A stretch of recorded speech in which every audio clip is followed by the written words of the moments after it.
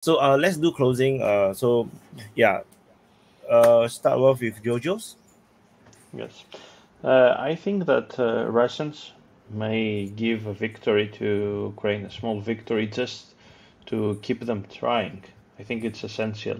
It's essential to keep the meat grinder to continue, just to have, in short, to have hope that they can achieve something, so they can, destroy them more, and drain more resources from the West as possible.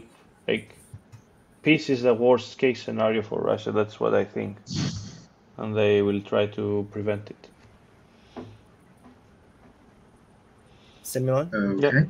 So, first and foremost, I checked real quick YouTube. I don't tend to do this because I'm too lazy to check the chat in YouTube.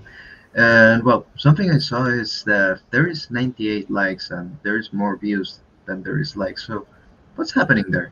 Like, I can show my screen. I gave like to the video before I even joined. So, guys, come on. Where's the likes? Where are they? Ah, yeah. Where did they go? Don't be Did they smelly. get disappeared by the CIA? What happened there? But okay, leaving that aside, what I expect is for the Ukrainians to at least achieve some success in the contact line, which is what they were trying to penetrate up till now.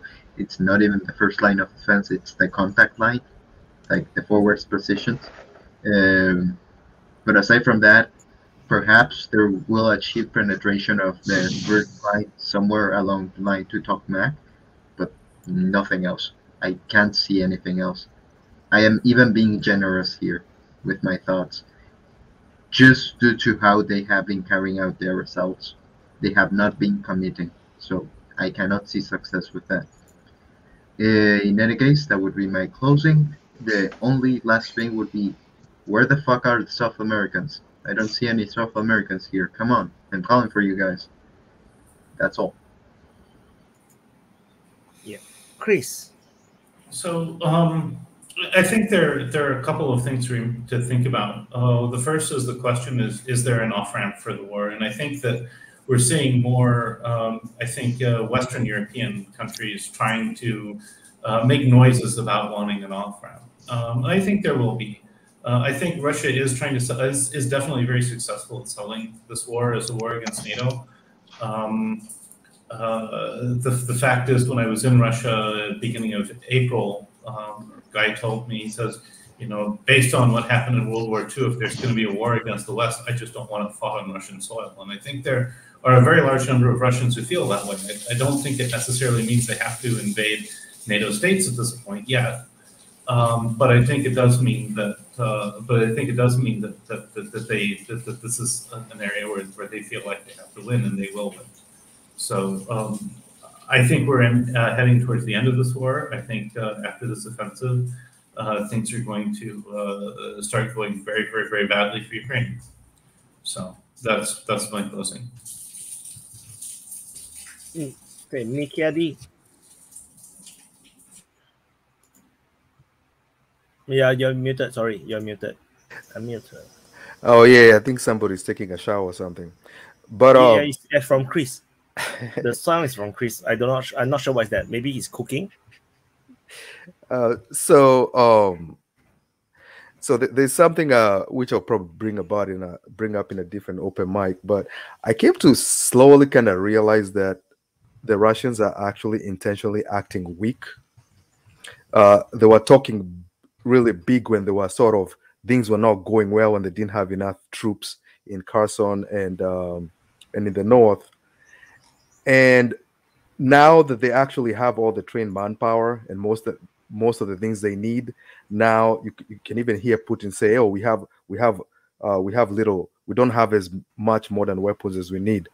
I think they're doing that purposely. So I usually thought that they are very terrible at information warfare, and I came to slowly understand that they actually have a better game plan on information warfare than I actually give them credit for. The whole thing with Prigozhin and all that, oh my God, it is well crafted, and it took me time to put pieces together. But so Wyatt, don't worry, you will have a long time to make these videos because this war is not ending soon. Because what Russia is doing is extending it. The Ukrainian military has been almost on the brink of mutiny for literally months back to back. But somehow they've been continuing doing it somehow. The Russians could have pushed this balance easily, but they don't want to. I don't think they want to make peace while the Ukrainian military is intact. But anyways, that's my closing for that. Great. Craig, you're muted. Sorry, Craig. Yeah, it's a good time for me to close because, Macchiati, thank you for that. That is perfectly stated. You're absolutely right, in my opinion. Russia ideally wants a mutiny, and this is the impasse we've been in for a year, that Belarus wants Russia to denazify the Western 6 oblasts. Poland wants basically...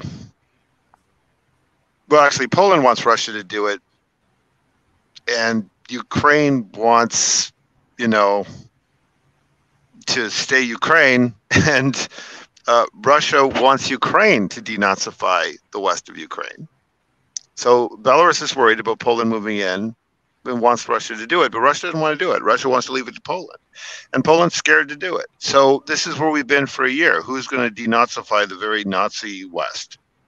And that is causing a whole lot of problems, but exactly as Macchiati said, this is the situation where Russia must trigger a mutiny. And I think they're close to it, because if you can't take Transnistria and you can't launch a credible attack in Belgorod, you're not going to go to the Pacific of Russia. You're not going to get NATO involved in the war. You can't even take dinky Transnistria because Moldova doesn't want to be there. And you're more and more open to tactics like the Russians just taking the Baltics in a week and trading them for Ukraine. Like, that's the kind of dangers we're getting into.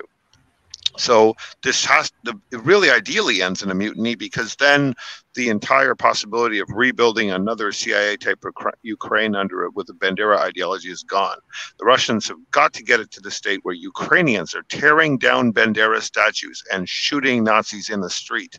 They have to, when they come up with their version of the kill list, it will be ferociously effective, terrifyingly effective.